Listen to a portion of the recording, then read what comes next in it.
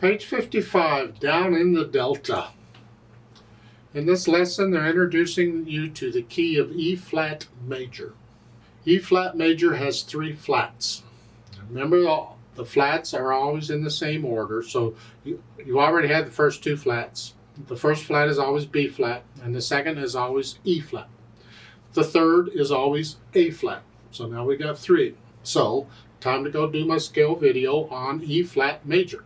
And while you're there, go ahead and do the one on C minor, because C minor also has 3 flats. Just 1 octave up and down. Just learn it. Do the trill exercise and all that. Just learn the scales.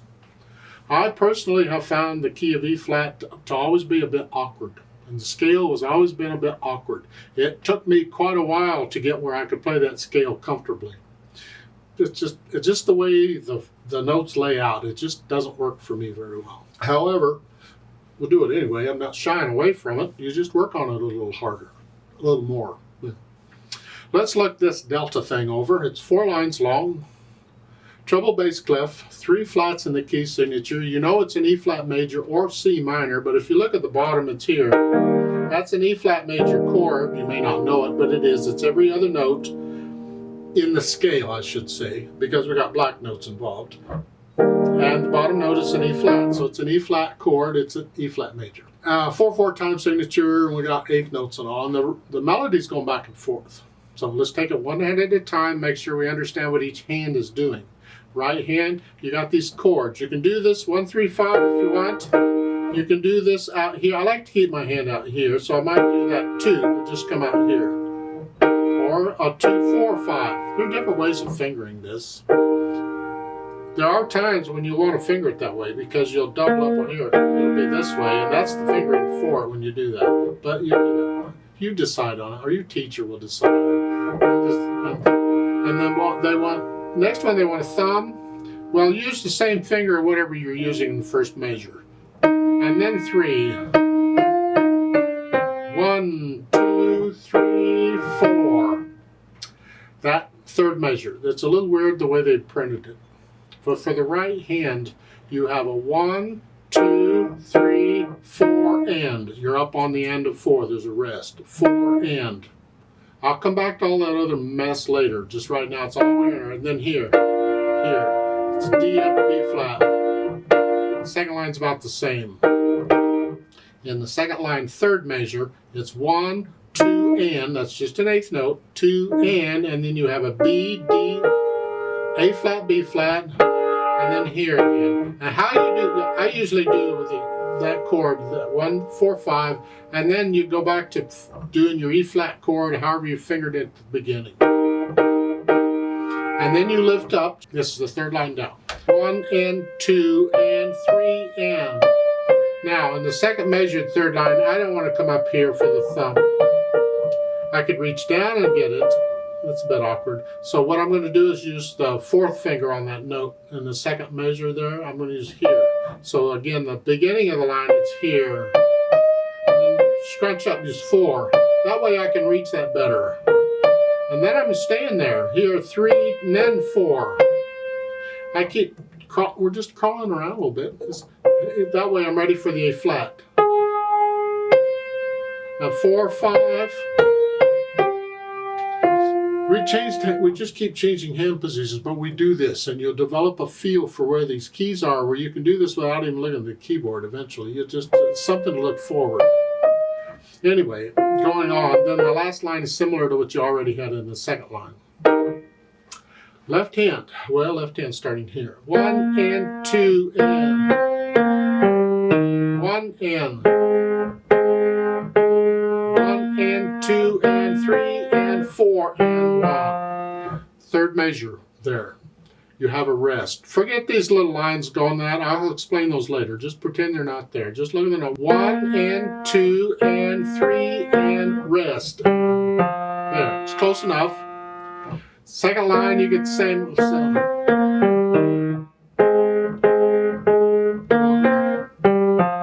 Third measure, second line. Again, forget those lines that are going back and forth.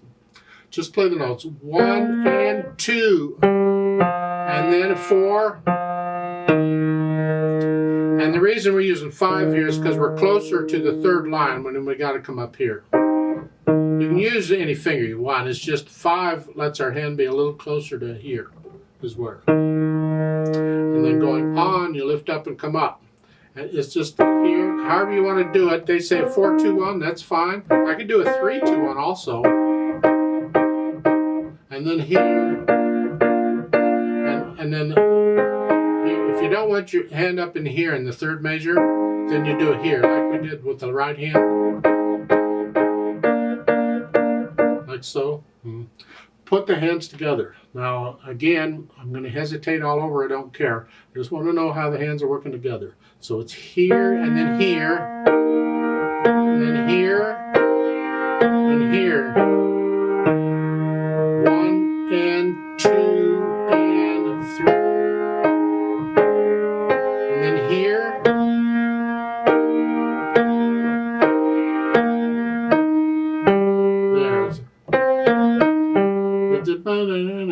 Again, forget those lines going back and forth. I'll talk about those later. We're just doing notes and rhythms. So the third major, 1 and 2. Just make sure you're lifting up for these rests in there.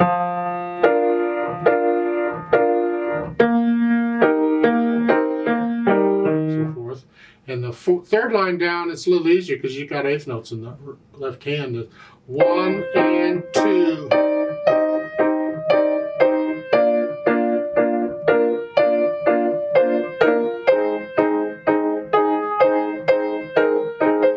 Get the idea? The last line is very similar to the second line. Now, once you have an idea how the hands are working together, and then go back through very carefully and very slowly and get rid of the hesitations. You take a phrase or a measure or 2 at a time if you have to, but no hesitations. It's got to be a 1 and 2 and 3 and 4 and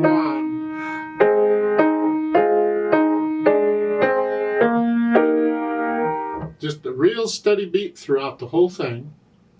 And then once we have that, we'll think about the articulation. And here we're connecting it really.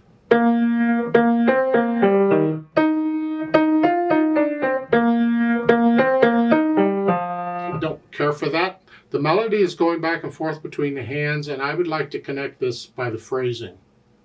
You see, they're giving you slurs, but you don't always lift up before and after a slur, but you do the phrases. So I want to, what is the phrase? What is the musical sentence or the musical thought? To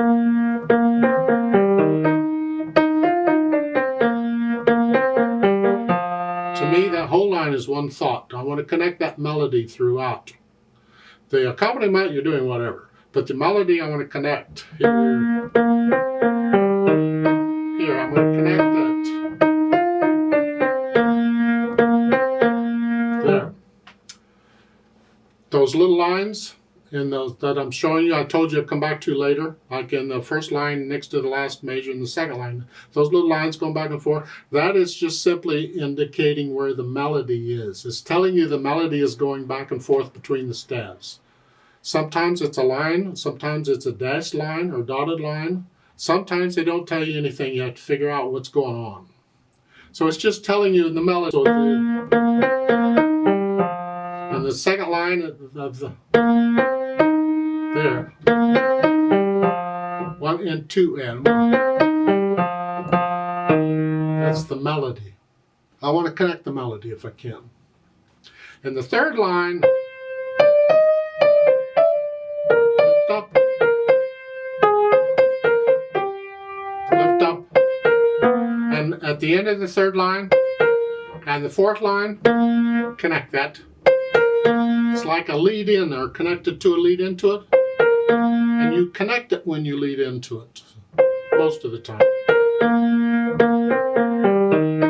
And the last line is all one phrase, as far as I'm concerned. I'm going to connect it all the way through, all the way across, the melody. The other stuff, you just do the best you can. Play it as connected as you can. You can't because they're chords and they're repeated. But do the best you can. They're not staccato, is what I'm saying. Connect them. They say in their mark out melody. I guess you take a pencil and mark it out. I'm not sure how you're going to mark it out. In my mind, you bring out the melody. You always bring out the melody, and that's what we're doing here. We're bringing out the melody. For the dynamics, they don't give you a dynamic for the first 2 lines or the last line. What do you think it is? Well, in the 3rd line, it's PP for pianissimo. That's the melody. Very soft. Well, if that's going to be very soft, it gives you a hint as the rest of it. I just maybe soft or moderately soft. So it's sort of soft and everything else is in the background here. So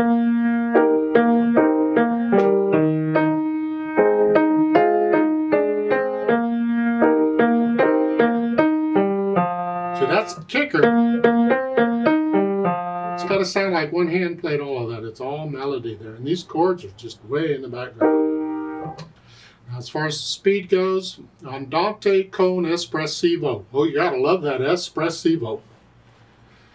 Andante is a leisure pace. It's not slow, it's just a leisure, the melody. How fast? How fast is that? Whatever the melody is. How fast do you want that to go? Now in the 3rd line, it says a little faster. So there you can speed up just a little bit.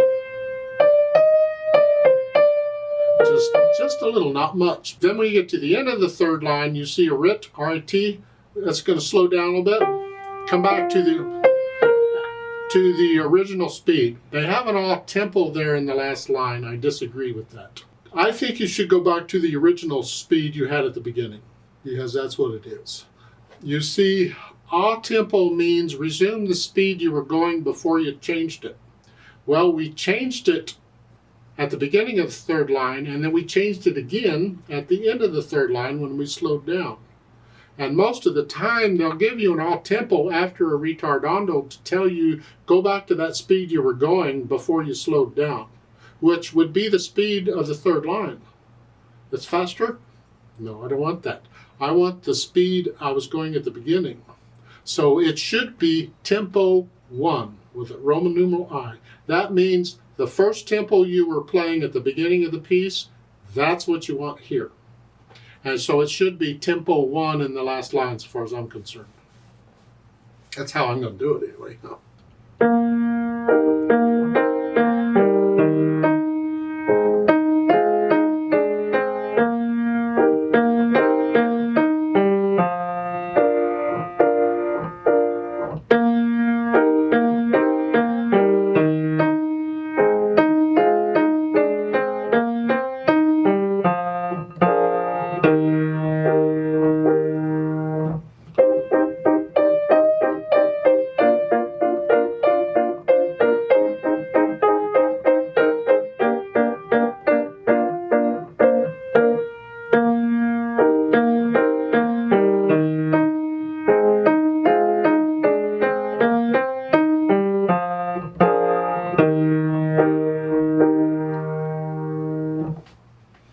Please don't copy me. There's different ways. You get into it, you feel it. You take it at your speed and try the dynamics. If you feel a little getting louder or softer, remember the natural accents. 1, 2, 3, 4. 1, 2.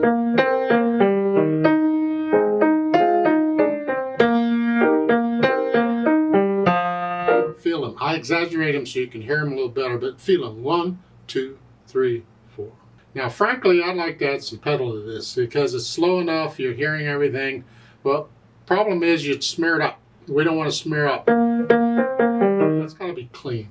So the composer, the person who put the book together actually wrote this, composed this. I'm sure if he wanted pedal, he would have put it in. But so I'm going to leave it out, no pedal. We'll leave it clean. Let's try it together very slowly, just to check the notes and the rhythm. So I'm going to play everything about the same. I'm not going to bring out the melody. I want you to hear everything carefully. I might play the chords a little softer because once you've heard the chord, you know what it sounds like. So I'll give us 4 counts. I can't speed up and slow down because the metronome won't. We're going to take the whole thing at the same speed. 1, 2, ready, and go, and 1, and 2, and